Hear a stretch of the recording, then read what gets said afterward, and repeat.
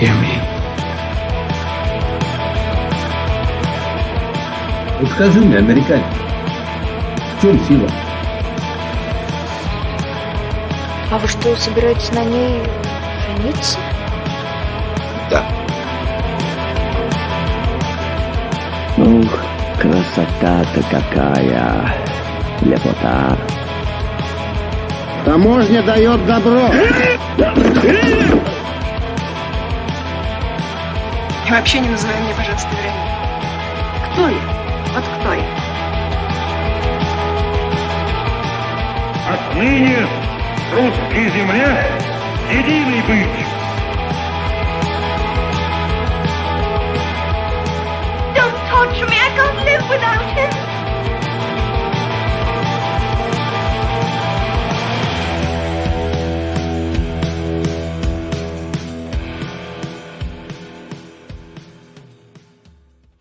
Hi, my name's Ali, and this is the Russophiles Unite podcast, where we watch Russian films and films with a Russian connection. As always, I'm joined by a guest, and today my guest is Phil Manchester. Hi, Phil. Thanks for coming on the show. Hi, pleasure to be here. So, Phil, before we set up the film we're going to be talking about today, could you tell us a little bit about yourself? Well, let's kind of like talk a little bit about us, I suppose. So we've known each other for how long now? 11 years? I was going to say it is a decade plus at this point. So, I mean, like yourself, I'm a former English teacher. So we met working in Moscow, appropriately enough, for a Russophile podcast. Indeed, in the cow, as we occasionally refer to it. Indeed. Quite often referred to it, the mossy cow. Yes. Yeah. But so I spent a good, 15 years or so living abroad, a stint in Poland, 2 stints in Poland, in Krakow, 2 stints in Moscow, a stint in Saudi Arabia, which I will gloss over, and 2 stints in Cambodia as well, before eventually returning to the UK and becoming a minor government functionary. That a minor government functionary sounds like a kind of a character in like a Gogol short story. It sounds like the title of a Gogol short story. That's true. That as well. Well, I hope you have a better fate than those tend to. I hope I have a better fate than the lead character of this imaginary short story. Exactly. Oh dear. So Moscow was you had like two bites at that particular cherry. Did you? Because I was there like the whole time, and I'm curious whether you noticed a difference between the 2 stints at all, because it wasn't that long between. It was only a couple of years between them. I'd say it was noticeably a more pleasant city the second time around. Oh, because it developed that little bit more. So it was 2014. Things seemed to be a little bit more pedestrian friendly. There was just that little bit more going on culturally as well, it seemed, or diversity culture, because obviously Moscow's always been a cultural city, and we should never forget that.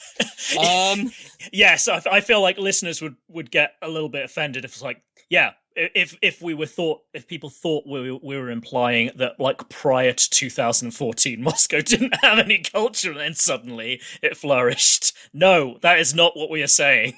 Not saying that at all. But there was a sort of slightly different feel to that culture, and I guess like more sort of there seemed to be more things going on of an even sort of diverser range. I would say that, and not that it wasn't, plenty going on the first time I lived there as well. But I think one important thing to remember as well is I looked at Moscow differently when I lived there the second time, because I was looking at Moscow far more on its own merits, whereas Moscow, when I lived there before, I was under the shadow of Krakow for me, a city that I had left, it has to be added, heartbroken. Due to the sad end of an affair and romantic entanglements. Yeah. Yes. And and arriving in the middle of winter. Admittedly, I also arriving in the onset of winter, although I arrived in the middle of winter when I moved back, but I knew the city. Yeah, I think landing in the middle of a Moscow winter would be ill-advised if it was your first rodeo. Yeah, so it was the onset. I mean, I got there when late November, maybe it was early December, and so it was starting to get very, very cold, and on the face of it, Moscow can be such an unfriendly city. Yes. I mean, I think it's like probably London in that regard. I mean, I have to say, having never lived there, I'm kind of going off hearsay, but from what I've heard is that London can be a kind of a bit of a brick wall that you kind of dash yourself against if you're unfortunate, if you're just moving there for the first time. And you kind of have to hang in there.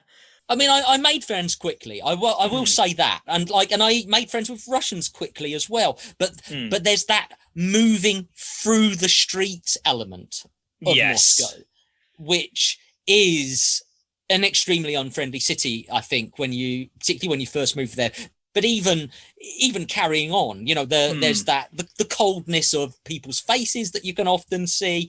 I mean, I just remember having a babushka literally walk through me to get onto a metro train. I was stood at the doors, right at the front, dead center, waiting for them to open and walk off.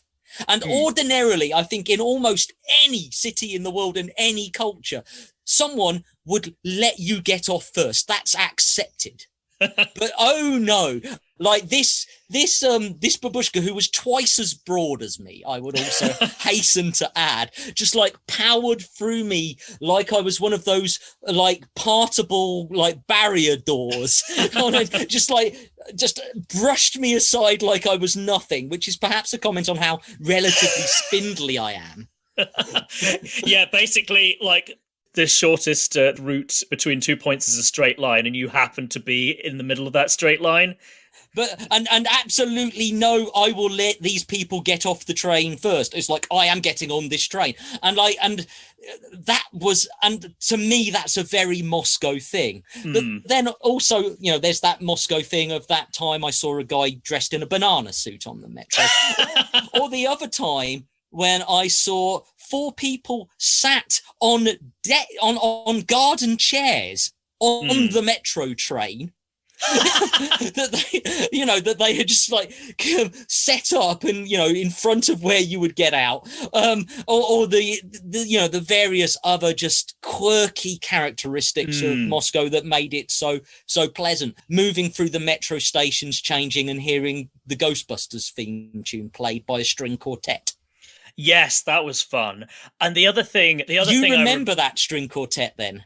I don't remember that specifically, but I remember those sorts of things happening. I also remember that on the escalators, there would often be music piped in, and that it was often very incongruous. I remember, I think it was the Kuznetsky Most station, which was near one of the schools where I taught. It would often play an instrumental version of the Christmas tune Santa Claus is Coming to Town in the middle of summer. Because someone just liked the tune apparently, and so that was what they were going to play over the PA while you were just going down the escalator to get to your train. Just like, what?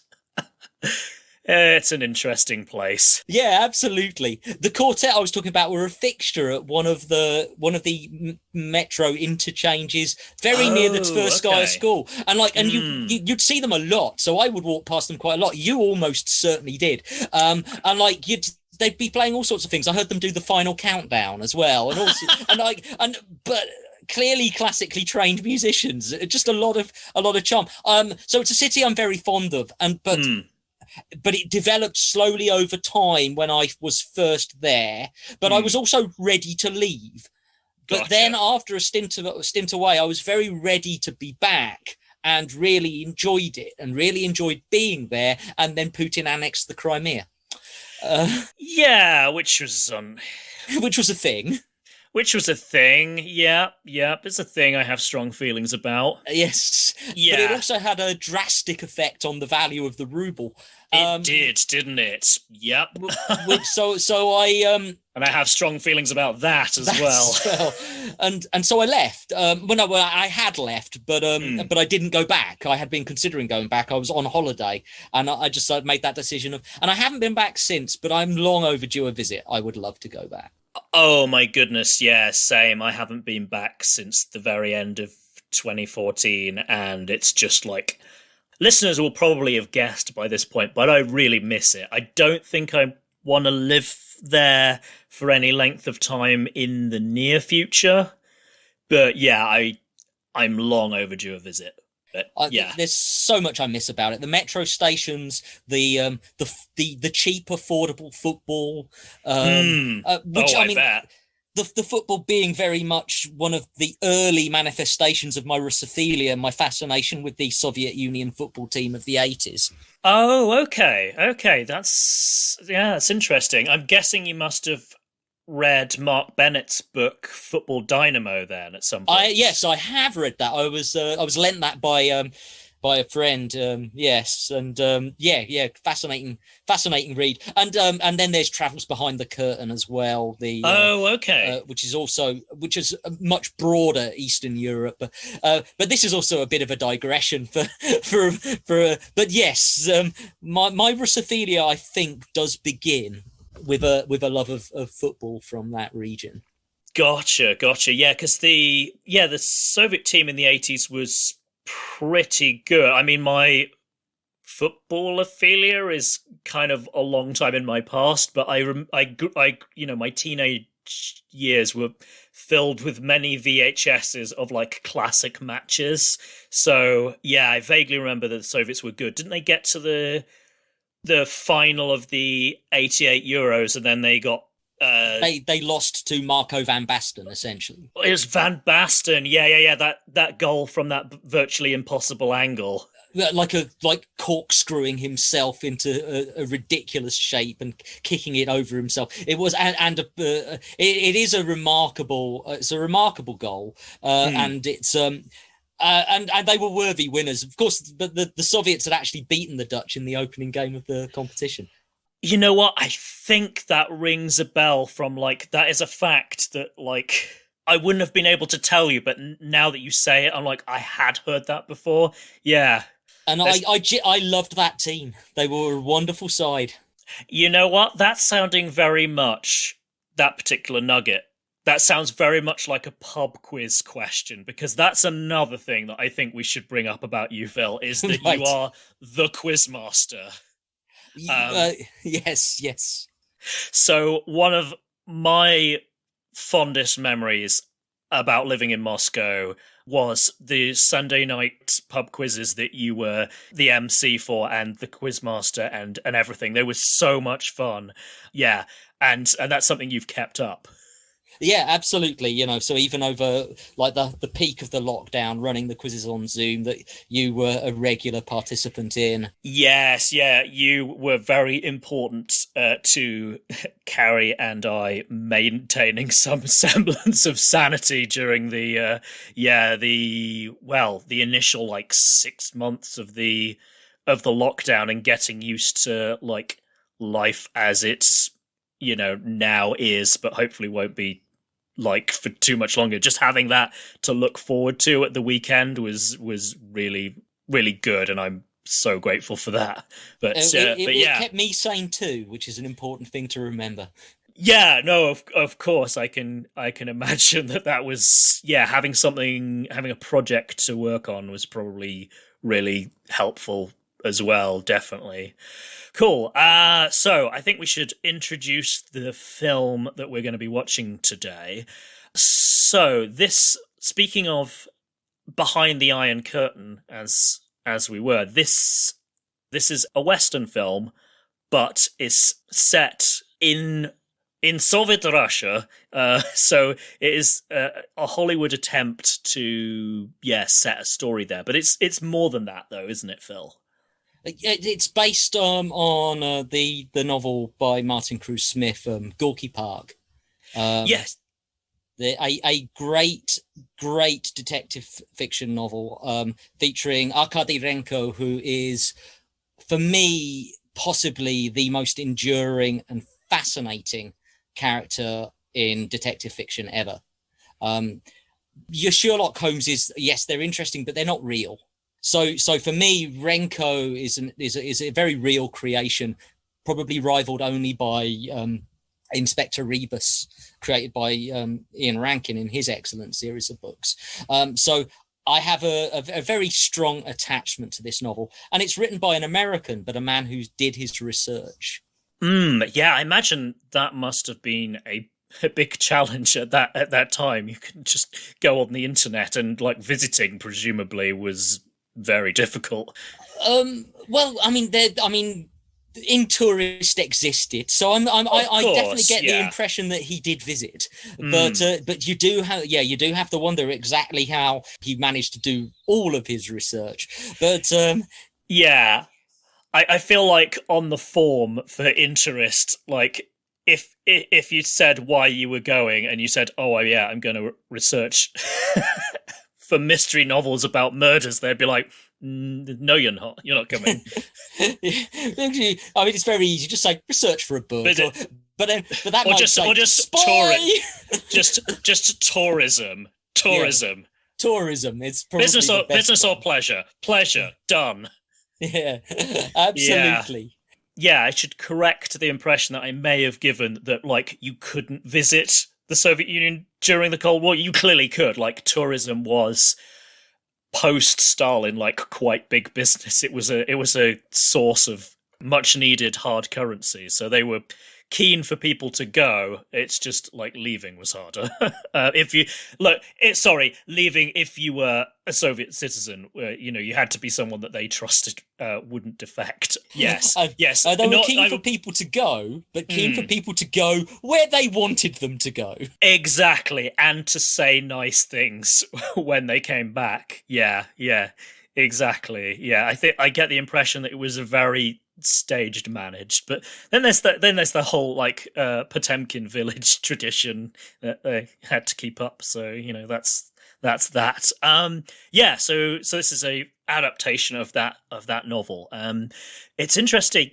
I want to say it was filmed within a couple of years of the book coming out, which it was. Yes, the book was from 1981 and the film's from 1983, and you haven't seen the film yet, I believe. I have not. And I have, but well over 30 years ago, because I saw it when I was a teenager. So I would say actually also an early stage of my Russophilia. So I would have seen it maybe even when I was a pre-teenager, like maybe I was 12, I'm not sure. But the film came out in 1983, which was when I was 10. Okay, I saw it a few years later. I saw it on the TV on the BBC. Oh, I see. Yes, I've talked about this on a recent episode, but that was something like growing up that seemed like it was a much bigger deal than it is now because of like changes in like how you distribute films. But I remember film premieres when I was growing up being quite a big deal. The first time a film would come on the TV, it was like, it's an event. Yeah. Whereas now it's just it's normal. Yeah, but so I saw that, and I haven't seen it since. But then I read the book soon after because I enjoyed the film, and then the book is something that has stayed with me. I've read every other Arkady Renko novel. I've read Gorky Park numerous times. I would say at least 5. Oh, wow. Okay, so it's going to be really interesting to see whether the film, whether it stands up, whether you still like it this time around, and like how it matches up with the book that you now know so well. That's going to be really fascinating. Yeah, absolutely, a book I know, a book I love, and a film that I saw before. A film that caused me to read the book, but I haven't seen since. Gotcha.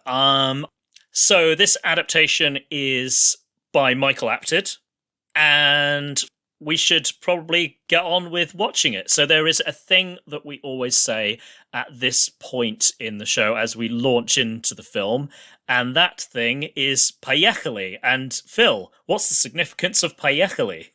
Поехали was what was said by that true hero of mankind, Yuri Gagarin, as he launched into space for the first time, strapped into a tin can. Indeed, What a magnificent human being. Indeed. And he sounds like he was a nice guy as well. It seems like everyone really liked him. He was globally loved. I mean, he was a global hero. He wasn't a Soviet hero. He was a hero for the planet, because you do actually see the pictures of him. He toured. He did tour the world. I think the world. He certainly saw a lot of places outside the Soviet Union. This was someone they wanted to show off, and he. You can't fake a smile like Yuri's. Yeah. I've got a book sitting on my to read pile about his visit to Manchester, I think. Appropriately enough. And then after you've read that, I'd like to borrow it. Yes. We should actually point out that although we are recording this we live 20 minutes away from each other, half an hour. Yeah. So, I guess I was going to say we grew up within like miles of each other, but there was a bit of an age gap, so you were probably... Lord knows where I was when you were growing up, and Lord knows what condition I was in as well. Yes, from what I've heard, the 90s Phil had a busy time of things. The 90s happened. I'm reliably informed I was having quite a good time. Yeah, it's like the thing people say about the 60s, right? Yeah, exactly. Only upside down. Right.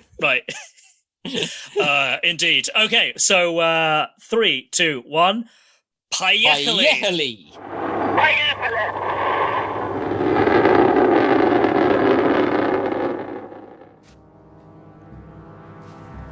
Look.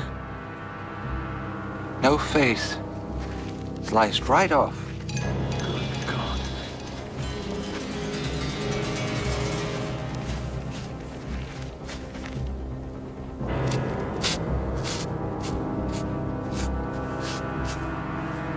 This one too.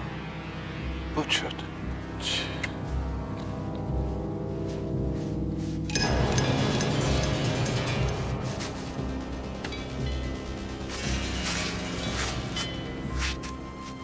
Faceless. All three of them. Who are they? And we're back. Phil Manchester and I have just finished watching Gorky Park, directed by Michael Apted.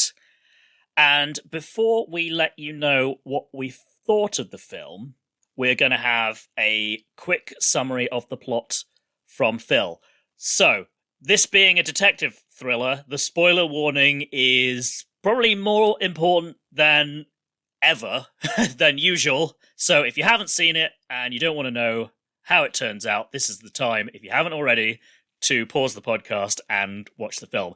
That being said, over to you, Phil.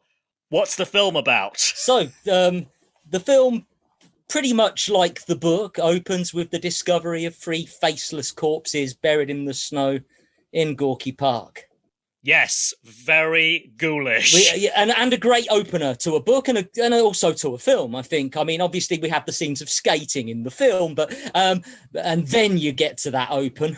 And so then I think we can call him our heroic investigator, Arkady Renko.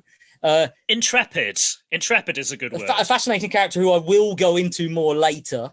But he gets embroiled with, shall we say, a beautiful dissident, an urbane American furrier. I don't know if my pronunciation is right there. Furrier? Yeah.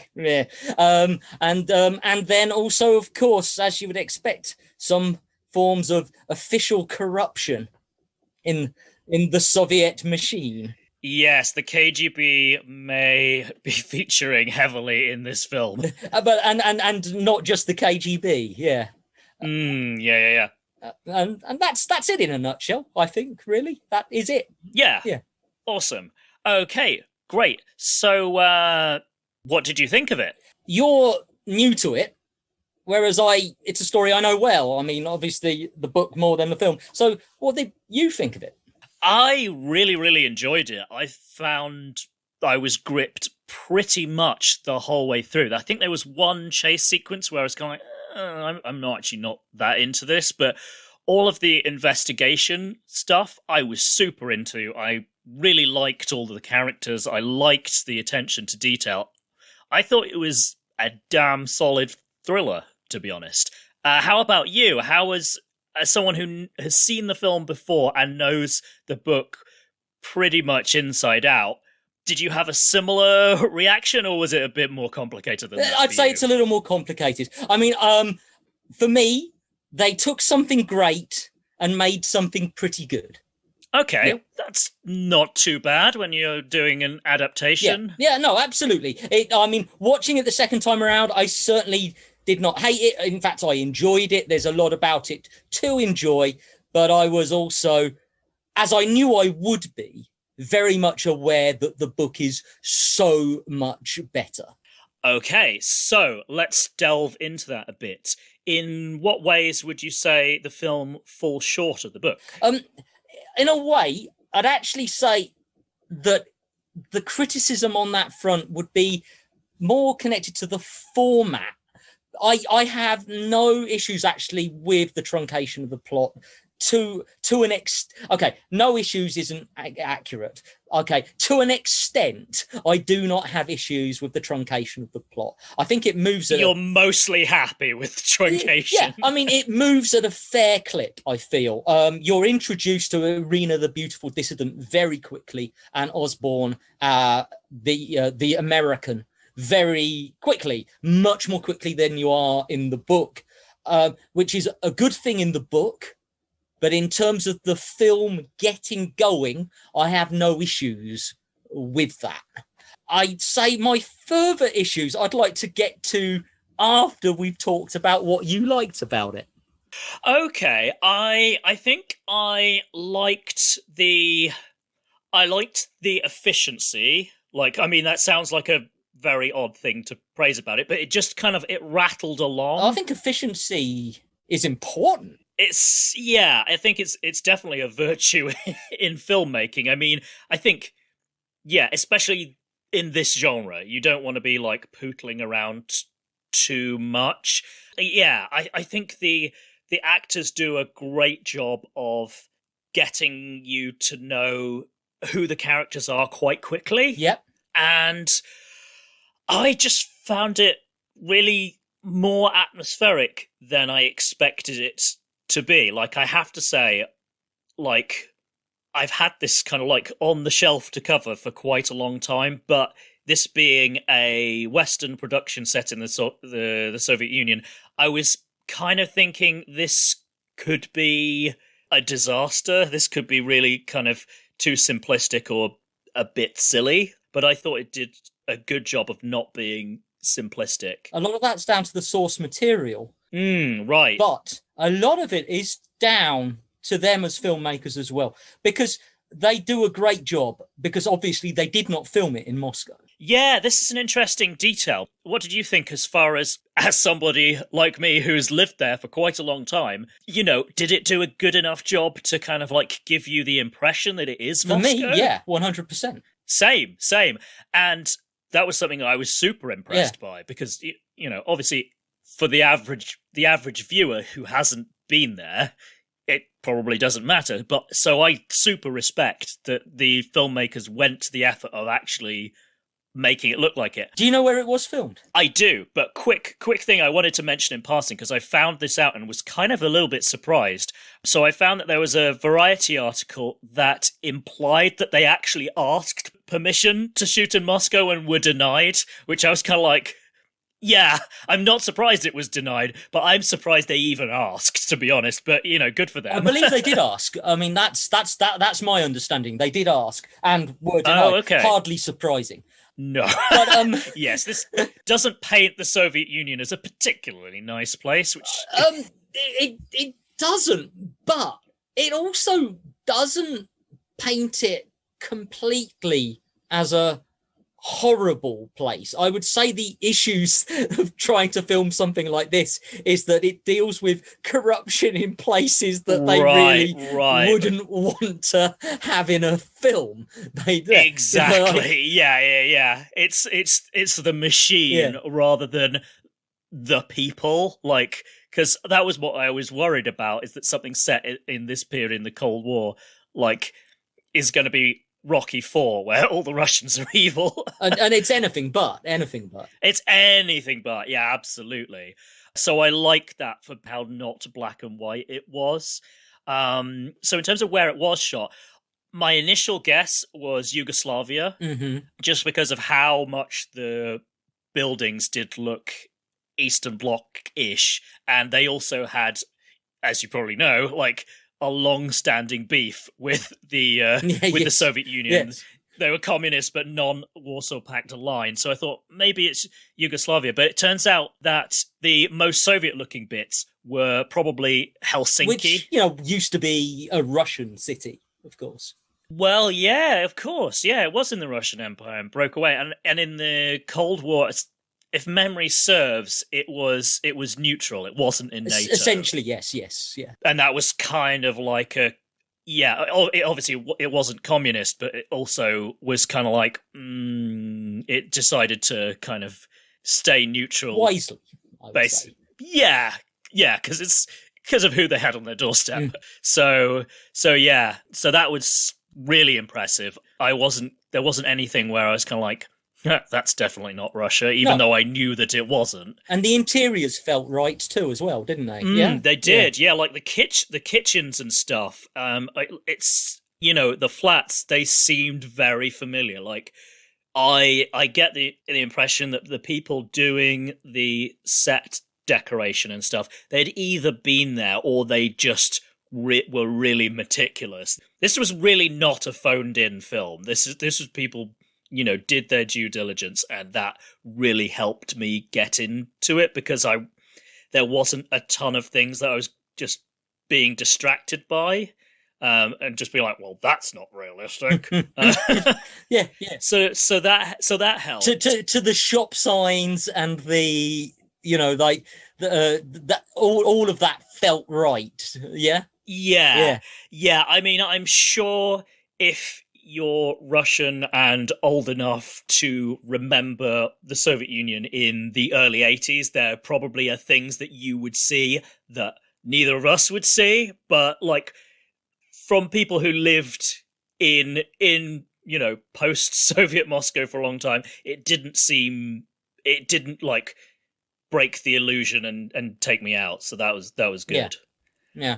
In terms of things that did slightly take me out, but I kind of got over it and it didn't bother me, was Joanna Pacula, who plays Irina. Her accent was an odd choice. I mean, I think that's probably her accent. She's Polish, yeah. So I think it's Patsuwa. I think actually it's probably. See, this is why we get someone who lived in Krakow for a long time. but also, I mean, I didn't know, but like, because obviously you can't tell, but the L is the L with the little line through it, as in wood. Oh, yes. So yes. I actually found out when I looked her up in Wikipedia a little while ago, and I was like, oh, Yeah, so back to things that... So her accent jarred a little bit for you. Why? Is it just...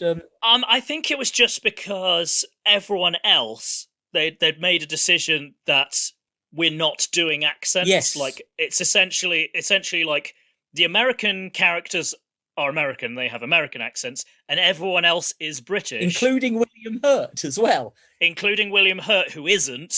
Yeah, but everyone's doing British accents. Yeah. So that there's kind of like, you're clear that they're somehow different from Americans. And there's consistency, but you're not. Yes. Exactly. And there's differentiation, because it's not like everyone speaks, with an RP accent. I mean, William Hurt is more that way, but you've got more working class accents in there as well. Yeah, Michael Elphick, so it kind of gives you Pasha. Yeah. Or we do have to return to casting at some point. Yes, but we do. that is definitely something I want to cover. But yeah, the fact that you've got some differentiation there makes it feel a bit more real, and you're not distracted by people going, "Hello, I am Russian," and which is always a bit much, I find. Just a tad. Yeah, my rule is, if it's a Russian character speaking English, then yes, fine if they have an accent. It's when they're speaking to each other, it's like they wouldn't have accents in that way. Yes. It's stupid, don't do it. Yes, indeed. Yes, indeed. Yeah. But I kind of got over that. I mean, they do mention she's from Siberia, but yeah, whatever. Yes, yeah. But yeah, but she does look very much like she's from that general part of the world. Excuse me, please, Polish listeners. But I agree. It did for me as well. Like, I noticed it. And William Hurt, like, he has very piercing blue eyes. Not that Eastern Europeans have a monopoly on blue eyes, but he does, like, he's kind of believable as, like, a stereotypical Russian in some ways. I think the casting of the two leads is inspired. I think if you're going to have an American actor play Renko, which obviously you do for that box office demand, I think William Hurt is an excellent choice. Okay, so no quibbles there. He's a fine actor. I think the look is right. He is actually kind of how possibly because I did see the film first, even though but I always picture Renko as William Hurt-esque in my mind. Gotcha. And now Lee Marvin, he's portrayed in the book as much more tanned. Oh, okay, because I thought he was pretty leathery anyway. Yes, well, yeah, it's true. But he seems even more sort of tanned in the book, but I think he's inspired casting. His air, the manner, the capability of the man, which is incredible. It's vitally important for casting that role. Like, Osborne has to be super capable. When you actually realize in the book, you don't find out, but he spent actually a lot of time. His involvement in this part of the world comes from World War II, in which he was actually part of getting relief to Leningrad during the siege and operating behind lines and all sorts of things. And so there is a capability to the character and a steeliness that Lee Marvin obviously has because he's Lee Marvin in spades. And I think I'm right in saying he did serve in World War II. He's of that age. He's the right age. Yeah, he almost certainly did. Yeah. What was I going to say? I mean, they briefly allude to the fact. Well, he says, I met Stalin. Yes. Yeah. So they kind of allude to the fact he's been to that part of the world. Yeah. And he obviously would have been a a much younger man because 1953 is 30 years ago at that point. Yeah. I mean, when is it set is actually a good question. To me, I always think of the book as being in the late 70s, not the early 80s. Oh, okay. But it's never blatantly stated, but that's just my... Okay, so I noticed a thing, and this may have been changed from the book. I think they mention that somebody mentions Brezhnev being dead now. Yes, yeah. And that's not in the book, no. Right. And I also think that one of the photographs I saw on the wall was Andropov, who was his successor. So, I mean, that's not a face I'm as familiar with because he wasn't around for very long, at least not as general secretary. But, no. But yeah, they have some pictures around which I'm 95% sure were him. So I think it's like post Brezhnev. Yeah, whereas the book is pre-Brezhnev because Brezhnev died in 1982. Oh, okay. So pre-Brezhnev dying. Gotcha. Yeah. But it's still very much in that kind of like late 70s kind of stagnation is well. Oh, yes, for sure. We're well into the stagnation period. Not necessarily. Yeah. Yes, definitely. There's a definite sense of that in the book. Gotcha. Yeah. So you're happy with how the leads work. Mm-hmm. yeah, again, what was it that you felt kind of like slightly fell short of the book? Okay, this is no criticism of William Hurt at all, because I think he's excellent. But Renko is a more fascinating, layered character in the book. And that's partly because the personal world around him is much more fleshed out. And for whatever reason, probably valid, probably reasons of timing, I think, as I mention, I think it would quite, I maybe didn't mention, I think it would make, if made now, an absolutely incredible miniseries. Yeah, right? I agree. I felt like there was, as a film length, it was fine, but like I don't think I'd want it to be a longer film. But I could see this being like 3 1-hour episodes and me being into that. That would be too short. You need you'd need 4.5 hours, I think, at least, to do the book solid justice. Oh, okay. So in terms of Renko, you do get the cynicism is there, the self-deprecating wit is there, but it's not as blatant. The line about the KGB cars is actually, I like that. It's a great line, and that's actually Dennis Potter. I don't think that's Cruz Smith. But it is the sort of thing that Renko would say, because actually that scene doesn't happen in the book. Things like it do. Okay. Renko first encounters Osborne listening to him on surveillance tapes, for example. Oh, nice. And this is great in the book, but I can see why they would lose it from the film, because it's less visual. But Renko's wit shines out throughout the books, in fact. And later on I will talk about where Renko ends up as well, just when we're wrapping up, because it is interesting to touch upon. But a little more of that would have been nice. But it's a serious book, and it is a very serious film, but like the dry wit is there in a lot of its, like the cynicism, the one-liner, about the sort of situation, the society they live in. Yeah, I have to say there was one brilliant, I guess it was, a non-verbal response that was really funny quite early on. Like, I think this was with Pasha. Basically, they're having lunch in a stolovaya, a cafeteria, and Renko is rushing off because he realizes he has to do something. And Pasha is like, "You're not having dessert?" And Renko just makes like this noise of derision. And that's very subtle, but that if you know the reputation of Stolovaya food, you will think that joke is funny. So I like the fact that they put that joke in there, even though they would have known that most people aren't going to get why he makes that noise. Yeah. So I liked that. And there was funny lines throughout. Like, it wasn't trying to play it as a comedy, but there were lines where I was just like, I like that people have a sense of humor in this. Yes, because they do, and Russians do. And that's also very evident in the books. Very evident.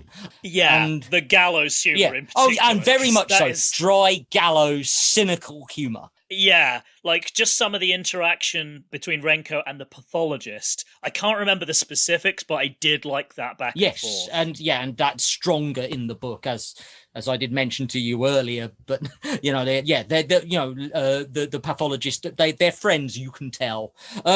Yeah. But what's lost is his father, the general, is mentioned. Yes, several times actually. Yeah. But not to the degree of the book, and you do not get the impression. Renko's relationship with his father is very difficult. Another thing to remember, of course, is that, well, and this isn't mentioned at all, is Renko's mother died when Renko was young, and she committed suicide. Oh, I see. And the implication certainly is part of that is due to the relationship with the father being who he is, because his father's a war hero as well, which is also he's not just the general, he's a war hero. Right. And they allude to that, like, and I'm trying to remember the name of the KGB. Prabluda. Yes. Yes. Okay. We will talk about Prabluda later as well. Oh, okay. Because he makes some crack about, like, well, your father at least was good at his job. Yeah, which is, of course, an unfair crack because Renko is excellent at his job. Very good at his job. He has 100% record. Right. The problem is he's too good at his job. Well, and we find out that he had basically got the Bluda for murdering somebody. Oh, yeah, absolutely, yes. The other thing we think, so in the book, Renko's married, but his marriage is disintegrating. Oh, okay. And one of the reasons that his marriage is disintegrating. So Renko is the son of a general, of a war hero who was stalled at chief investigator level. Partly that's his level. I mean, he's a brilliant investigator, but he can't go any further because Renko isn't a party member. Ah, okay. I wondered whether that was part of it. I didn't think necessarily that specifically, although that totally makes sense. Definitely you get the feeling that he is not on board with the system. Like, he wants to do a good job. No, but he's not a true believer. And I'm wondering, was his father? Is that in the book? His father is like a friend of Stalin, a war hero. Gotcha. Definitely.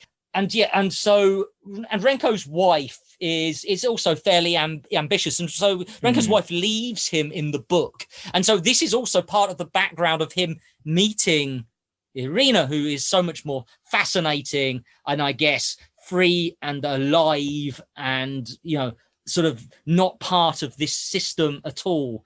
And you can tell, and I don't think you get the sense of this so much in the film, how fascinated Renko is by Irina as he's investigating.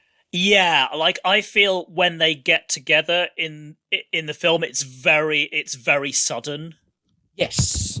And it's sort of sudden in the book, in a way, but it isn't. Okay? If that makes sense. Okay, gotcha. It is an about face, but... Yeah, it's just he's very, very professional towards her. You don't feel like he's hitting on her in any way. And then suddenly, like you don't get the impression he's interested in her. I mean, he's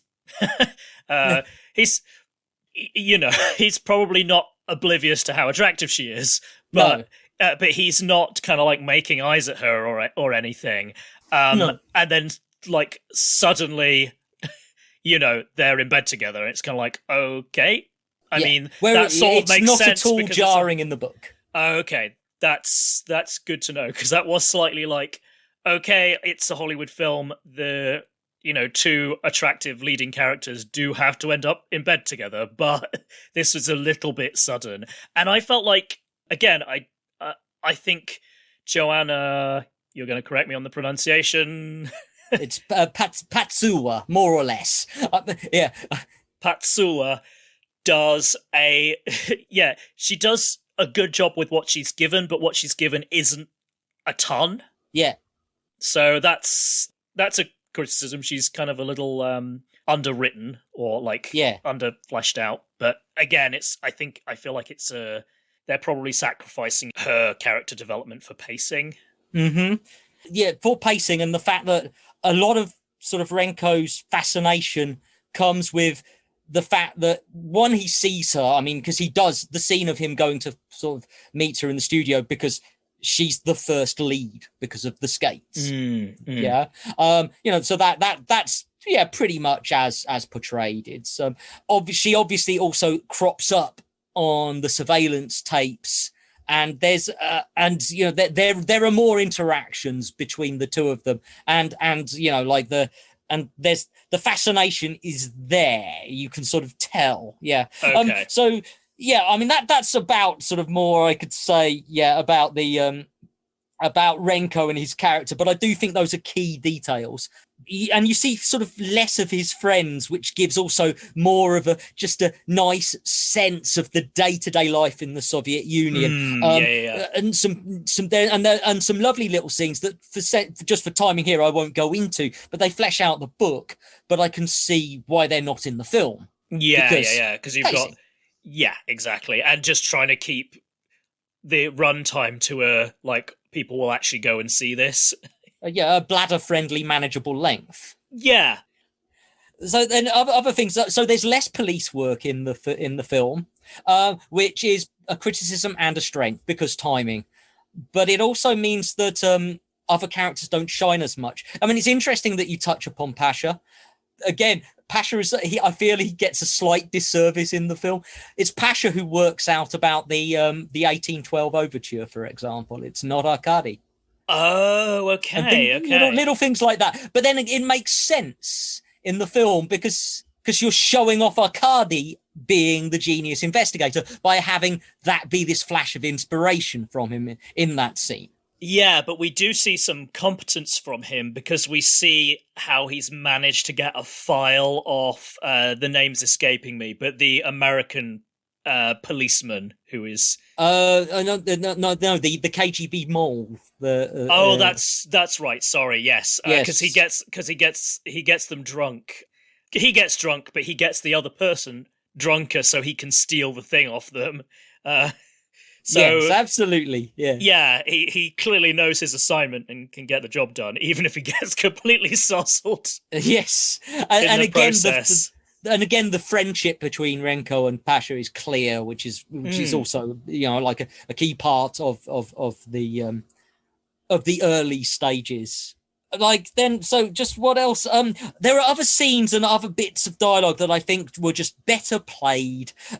So then there's the scene in the street where Irina sort of quite passionately and sort of vehemently says to him, that she thinks her friends are out and have got out of the country. Now, in the book, that's played much better. The line about working for a leper organization is in the book. It is a great line, which when she describes Renko as a leper working for a leper organization. Oh, okay. But in the book, I read her deliverance as much calmer. But also when that leads to to him sort of pressing her into saying, because my friends got out, because that is her firm belief that her friends have made it out to the States. Whereas in the book, she has like this, sort of calm air, and it's Arkady who tells her that you think they got out. And I think that's much stronger. Okay. And less melodramatic. And that scene could have been played that way in the film. And so I feel that was a decision of adaptation that didn't work for me. Okay, yeah, I mean, I think because I didn't know how it was done the other way, it didn't stand out to me as, wrong, but when you've got the comparison point, I can see why you would be like, I preferred it the other way. Yeah. And likewise with the use of the reconstructed head, getting her to open up to say, what happened to her friends, where she thinks they went. And so here are spoilers. In the book, that reconstructed head has actually already been taken and destroyed in the way the other head happens in the film. But it shows off Renko's ingenuity in that he just takes an example dummy head and puts it in a box and makes like he's going to show it to her because he knows she's going to close her eyes. Interesting. I can see why they made that change, though, because I can see why they made that change. Difficult to film, very difficult to convey that on film, and I really liked that scene. It was kind of like you feel like he's being kind of cruel, but he kind of needs to be to get her. He has to be for her to accept the fact that her friend is has not defected. She's dead. Yeah. Yeah, and that scene again is very much in the book. That dialogue. It's just the fact that he doesn't actually have the head in the box. He just has a head. But what I like about it is it's in the book. You see, is he's pushed to extremes more. Okay. Like, he realizes what an awful situation he is as he feels everything closing in on around him, and yet he doggedly pursues the truth. Yeah, but I felt like I did get that from the film. Yeah, I guess so. But then, so to give it a scale of, you get a sense of so much more of that. Okay.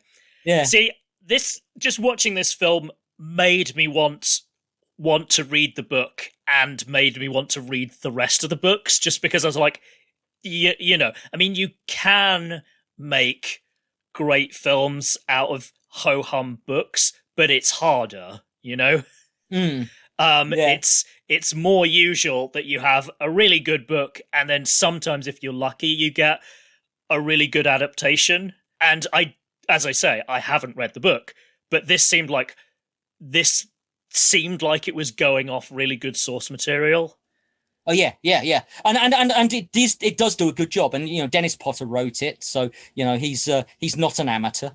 Gotcha. Yeah, I was going to say that name rings a bell, and I'm totally drawing a blank on it. Pennies from Heaven, The Singing Detective. He's perhaps a little before your time, but he's one of the great British television script writers of the 70s and the 80s. And yeah, that's he was probably why the name rings a bell, but I can't quite place him. Yeah. So older listeners of a certain age will know exactly who I'm talking about. You know, gotcha. Sure. Yeah, you know, he's one of the bigger figures of British television drama. So yeah. Let's talk a little bit more about casting, and then I'll talk a little bit about Prabluda and the end. But I think if we tangent back to people who are in the film, and then I think the reason this works as well as it does is because the cast it's low key, but if you can even have this, it's low key stacked. It's so that's brilliantly put. Like it's just like wall-to-wall character actors. Character actors dripping out of your beard. yeah, doing a fantastic job.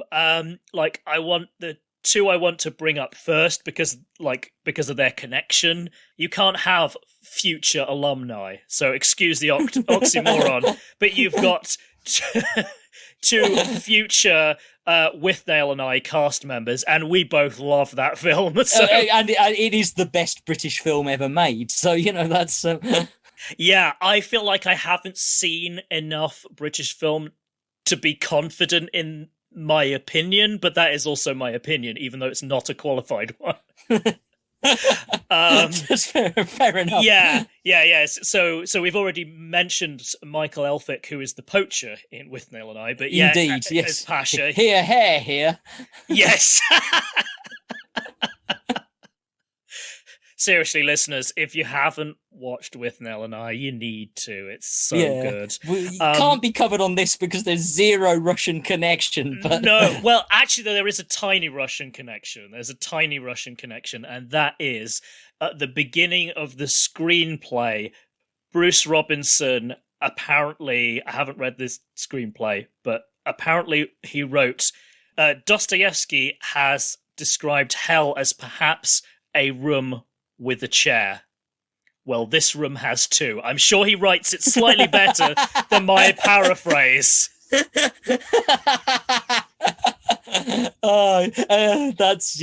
and if that doesn't make people want to watch the film if they haven't, then I don't know what will. Yeah. Also, at one point, because he's a thespian, Withnail disses Chekhov for how people are always talking about ducks going to Moscow. Yes. So there's a very tenuous Russian connection, but it's there. You can't build a podcast around it though. No, I don't think I can. I don't think I can crowbar that in as an episode of this show. But I have talked about it on another show. I've talked about it on Flixwise Canada. So if you're interested in hearing that, dear listener, then yeah, just Google that and you can find it. That was a fun time. but yes, to future Withnail and I cast members. So we've mentioned Michael Elphick, and then we've also got Uncle Monty himself, Richard Griffiths. He's the really wonderful good. Richard Griffiths, a character that's not in the book. Oh, really? He's a composite. Ah, I see. But he does do a great job. Yeah. Again, you feel like he's not in it a ton, but you just get so much from so little. Like he's not got a ton of screen time, but he feels like a real person. Yes, yeah. He does feel like a real person, and the people who he has replaced as well do feel like real people. So yeah, and he's a great actor. Anything's enlivened by having Richard Griffiths in it, even if it's just in 3 scenes, or is it 4? It's the merest handful, but it's still enough. Yeah, I'm trying to think who else I wanted to mention. Oh, yeah, that's right. Alexei Sayle. Yes, Alexei Sayle as Golodkin, yes. As the black marketeer. Yeah, that was some good casting as well. Like, because there's just, I don't know, there's something about Alexei Sayle where it's kind of like, I don't know, he just kind of oozes this kind of slight dodginess. Yes. Yeah, absolutely. Again, actually, his interrogation scene plays out differently in the book. That was very genre-y. Yeah, and I know exactly why they did it. Also, actually, the initial attempt on Irina's life also plays out differently. In the book, it actually takes place in Ploshchad Revoluция metro station. Oh, okay, yeah, and that is a very distinctive metro station, so that would have been a fun one for the designers to recreate, so I can see why they didn't do that. But they instead have Renko jumping through a window, which is nice and cinematic, just as the interrogation scene of Golodkin is nice and cinematic. I can see why they made those decisions, yeah. Yeah, gotcha, yeah, it does seem a little bit much, but you kind of like, again, as I say, make allowances for genre. I'm trying to think if there's any other cast members that I wanted to mention. Okay, yeah. Of course there is. How could I forget? So yeah, over to you. Yeah, I mean, it's sort of interesting because although I saw the film I did see the film after I saw Return of the Jedi, a year or two after. Young me didn't register, but older me definitely did. I mean, and I knew he was in it, but when you see the university professor who reconstructs the faces from the skulls, and it's a great little cameo role, just as it's a great sort of cameo in the book as well. But the voice, the distinctive voice of Emperor Palpatine himself, Ian McDiarmid as the university professor, anthropologist, expert, and reconstructor of faces. Yeah. Yeah, it's so good. And there's the fact that he's super suspicious, and it's just like, I don't want this job. And then basically, like, Renko kind of just says enough to make him want to do it. Yes. Just piques his interest enough. Oh, and in terms of macabre comedy, the bringing the heads in the boxes is just like, it's just, it's funny, but it also makes your blood chill. Yes. And the cleaning committee as well, of course, as well. Just and those little shots of it just cuts to of him working on the skulls as the investigation progresses. That's actually really nice that they just intercut into that. Yeah.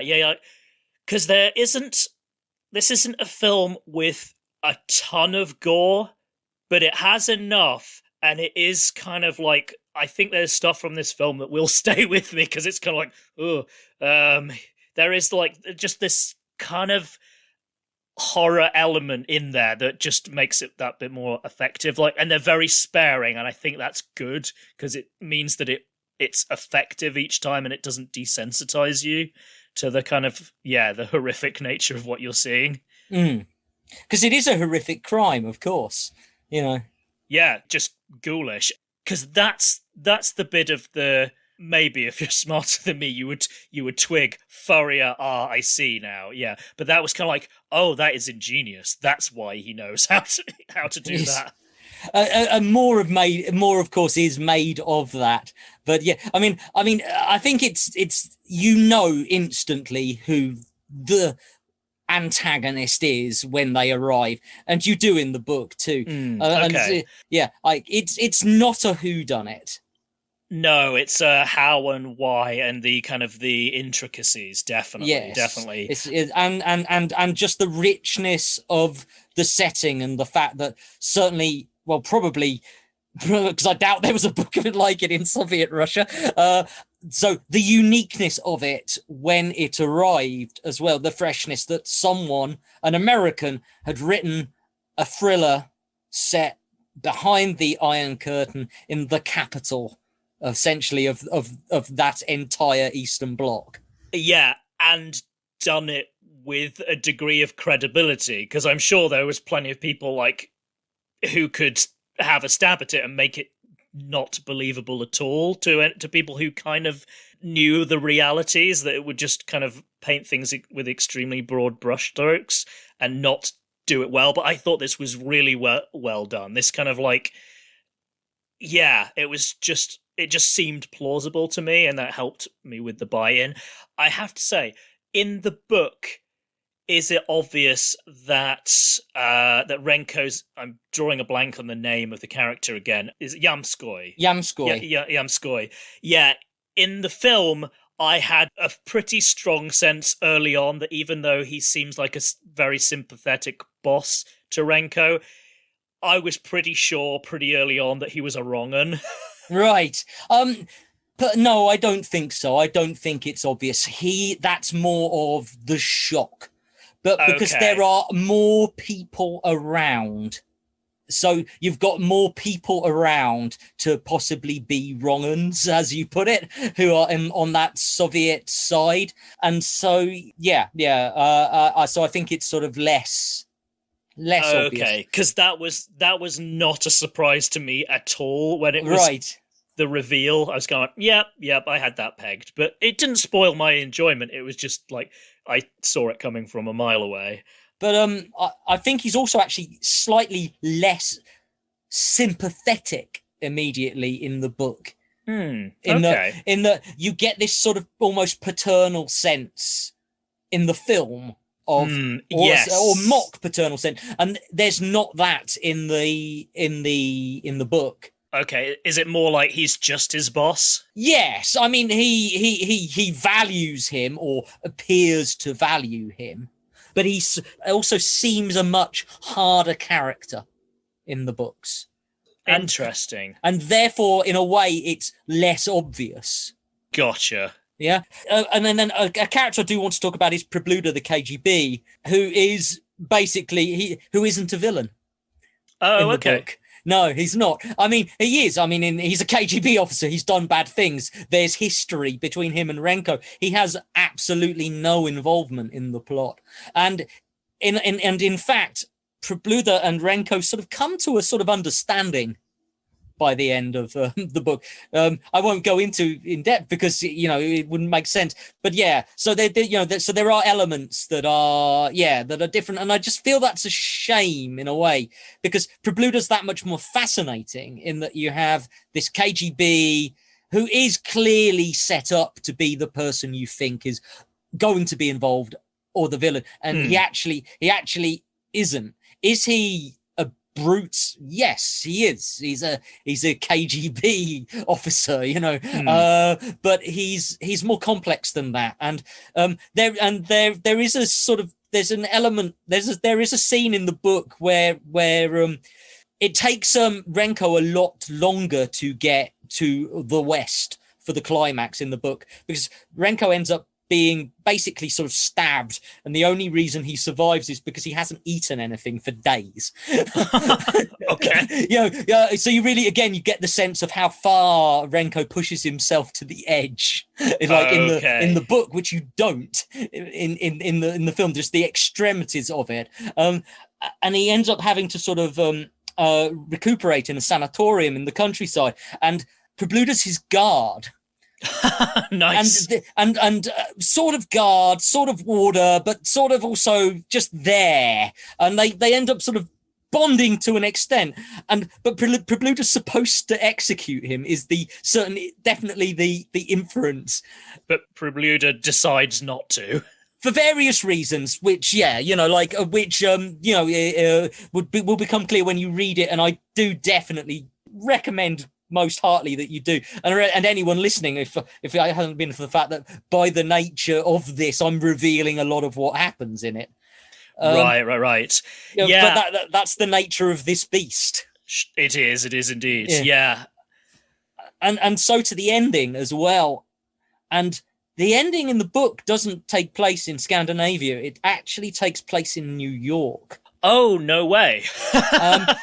Which makes the end again richer, because of course major spoiler at the end, our beautiful dissident does stay in the West, as she should, and Renko returns to the Soviet Union. But his speech about being a Russian and what do you see, so to me that has less impact, when he says, like, I'm a Russian, I belong in Russia, I don't belong here. But he's not really been in Sweden long enough. And Sweden's, it's actually, it's a fairly socialist country and always has been, sort of thing. Mm. And that scene, to me, that decision makes so much more sense, because he's seen New York, he's seen the West, he's seen America, he's seen the heart of America and what it sort of represents, and he's rejected it, and he said, this isn't for me. And there is that element that he has to go back in order for Irina to be able to stay.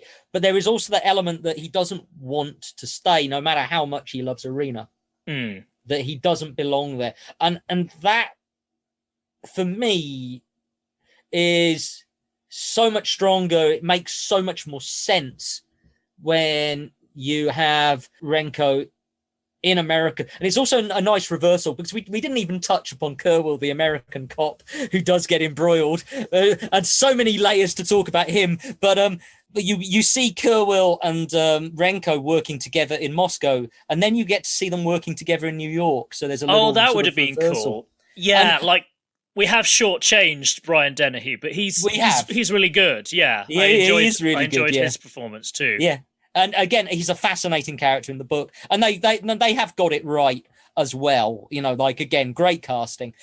So shall we sort of wrap up pretty soon, or do you want me to sort of touch on where Renko ends up? Yeah, that would be good. Yes. What happens after this? Okay. Well, after this, I mean, there are 9 Renko novels altogether, and I actually reread the first 3. Okay. Before doing this. So this being novel number 3, just for clarity. This being novel number 1. Oh, okay. Interesting, because I wondered whether this was a subsequent one and they just chose this as, because there just seems like there's more backstory. Oh, okay. No, Gorky Park is novel number 1.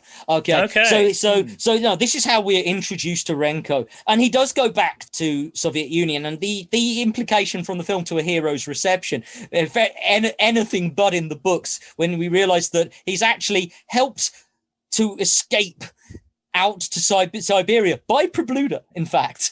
Nice. Okay, and he ends up drifting through Siberia, and we next see him, and he's a second-class seaman, seaman, because for pronunciation, working on the factory line of a trawler ship in the Bering Sea. Nice. And when a body washes up in a fishing net, and the captain discovers that actually there is a former special investigator gutting fish in the hold of his ship. Wow. and back he comes. It's as good as, if possibly not better than Gorky Park. They are both so good. And then the third book, Red Square, is actually the fall of the Soviet Union, and we do see the return of Irina in this book. That's actually okay. And it's quite a nice place to end if you want a happy ending. Okay. But there are 6 more if you don't. There are 6 more if you don't, and they take in Putin's Russia, investigative journalists. Renko ends up in one of the books in the Chernobyl zone. Or was it Chernobyl? I don't know, how should it be pronounced, actually? But in Pripyat. So, yeah, there's all sorts of fascinating things going on. And we do see, by following Renko, you do follow Russia from the late 70s, early 80s to the present day, and all of those changes that have been. But I would just like to just touch upon, whilst not mentioning him by name, because he probably didn't know the name, in Red Square, which was written in 1993 and is set, right at the fall of, there are some quite prescient statements regarding the type of leader that will probably end up in Russia again, that are clearly predicting the rise of a Putin. Yes, sort of like an authoritarian from the former kind of KGB infrastructure type thing. Yeah, and this from a book published in 1993, I believe. Interesting. That is very interesting. Yeah. Yeah, I have to say, like, it's a really interesting aspect of watching the film when we're watching it is that the characters don't know, and the film adaptation doesn't know, that in 7 years, this is all going away, and being able to move back and forth between the West and Russia is going to be a lot easier. But in the film, people, like, if you're separated by the Iron Curtain, it's basically forever as far as being able to live together. It's kind of like you might be able to visit. Yes, but but at the end they're saying unlikely. goodbye. They're saying Forever. goodbye. Yeah, and they don't know that the Soviet Union is going away in less than a decade. So that is a very interesting aspect when you're kind of watching it from this far removed. But yeah, you definitely. I found the ending maybe a little bit forced, but it still worked enough for me. Like, I was moved, but I kind of realized I was being moved, if you see what I mean. And again with you. So again, in the book, I feel it's so much more earned. Gotcha. That makes sense. That makes sense. Cool. Well, I think I guess there was a couple of things before we finished, because I feel like we've been quite down on the film, and I really enjoyed it. So there's a couple of things I wanted to mention that I really liked. Like, I really liked the opener. Just, it's quite a simple cinematic technique, but it was very effective, was just the juxtaposition between, like, the happy scenes of skating with the ominous music. Yes, yeah, definitely, and introducing our victims before they're victims, without the viewer knowing that they're the victims. Exactly. Yeah, you twig later, but yeah, that worked out well. There was also another thing I liked, that the film respected its audience enough not to necessarily spell everything out. Like, there's one brief scene where you can see Renko working out who the victims are. Like, he draws a diagram and he writes it in Russian, in Cyrillic, and they don't subtitle it. So if you know Russian, you can see that he's writing victims and then he's writing the names and like a question mark. You can obviously see the question mark, but it respects you enough to kind of go, you can see from what he's doing that that's what he's doing, rather than just going like, we're going to spell it out and actually give you the translation. That's interesting, because in my copy that I watched, you do actually get the translation. Oh, interesting. So, that is interesting. Yeah. So there you go. Yeah. Like, but But yeah. So who knows what they did on the original cinema release? Because who it's knows? Because if you can't read Cyrillic, you won't get the names, but you will see probably what he's doing from the get context. The point. Yeah. And then he mentions the name later, and it's going, oh yeah, that's the name I just read because I read Cyrillic. Yes. Yeah. So okay, so maybe that's not a point in the film's favour after all, but from the copy I watched. Okay, on that slightly anticlimactic note, I think we should probably wrap up the episode. Well, actually, I think very briefly. So, if you were to give it a mark out of 10, what would you give it? I would give this 7 3/4. Righty-ho. Okay, yeah. All right, yeah. So, yeah, like a good, solid, strong review. Yeah. I think it's very worth your time. Definitely worth your time. I give it 7. Okay. And I don't have the thing of knowing that the book is better. So yeah. It's a good film. It's a great book. That's okay. Yeah, that's it in a nutshell. Wonderful. Okay, well, thanks, Phil, so much for coming on. I've wanted to have you on for ages, and I'm so glad we finally got to do this. Definitely, yes. It's been great. It really has. Yeah. Here's to doing the next one, considering we live so close to each other, that hopefully things will be open up enough that we can do the next one actually in person. Yeah, that would be great. I would love that. Okay, so that's all for this episode. Thank you very much for listening, and do svidaniya, folks. Do svidaniya.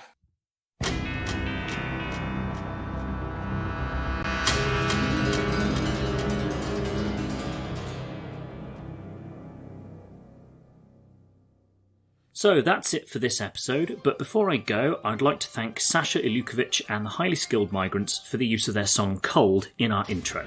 You can find that song and the rest of their back catalogue on Bandcamp and Spotify. If you're enjoying the show, please consider supporting us by leaving a rating at Apple Podcasts or at podchaser.com. That second one, Podchaser, even lets you rate individual episodes, so if this episode particularly stood out to you, you can let other listeners know that you enjoyed it. Recommending the show on social media is hugely helpful as well. If you can spare a moment or two to do that, it would really make my day. Thank you very much. Speaking of social media, please find us and say hi on Facebook, Twitter or Instagram. You can also drop us a line at roosefilsunite@gmail.com. Thanks again for listening, take care of yourselves, and bye for now.